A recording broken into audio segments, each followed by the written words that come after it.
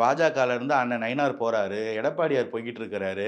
ஏன் பாமக அன்புமணி அண்ணன் போறாங்க. எல்லாருக்கும் போறாங்க. பெர்மிஷன் இருக்கு. ஏன் நம்ம ரோட் ஷோல பிரச்சாரம் பண்ணிட்டே போயிட்டு வந்தாங்க பிரேமலதா அம்மா. எல்லாருக்கும் பெர்மிஷன் இருக்கு. தாவேகாக்கு மட்டும் நெருக்கடி இருக்கு. கேட்டா ஒரு கேவலமான ஒரு முட்டு குடுக்குற ஒரு காரணம் வேற. இவங்க தான் வந்து மரத்து மேல ஏறுறாங்க. இவங்க தான் வந்து இது நான் காட்டட்டுமா? எத்தன கட்சி மரத்து மேல ஏறி கொடி கட்டினத காட்டவா? மரத்து மேல ஏறி கல்ல இறக்குனத காட்டவா? இல்ல மது ஒழிப்பு மாநாட்டுல உட்கார்ந்து சரக்கு அடிச்சத காட்டவா? நேத்து வானகரத்துல மீட்டிங் நடக்கிற இடத்துல கூட்டம் இல்ல. சாப்பாடு போடுற இடத்துல எகிறி குச்சி போய் சாப்பிட்டுட்டு இருக்கிறாங்க. ஒரு முப்பெரு விழா நடத்துறீங்க. வாழைத்தார பறிக்கிறாங்க. பிரியாணிக்கு உண்டான சாப்பாடோட தூக்கிட்டு போறாங்க. சமைக்க வச்சிருந்த கறி எடுத்துட்டு போறாங்க. பந்தல் கட்டி இந்த வாழைத்தாரெல்லாம் பிரிக்கிறீங்க. அப்ப இங்க இல்லாத ஒரு குறைபாடா இங்க ஒரு குரங்கு சேஷ்டை இங்க வந்துருச்சு. அப்ப இவ்ளோ வன்மத்த காட்டி இந்த கட்சி வளரவிடாம பண்ண முடியும்னா, அதுதான் இவ்ளோ பிரச்சனை.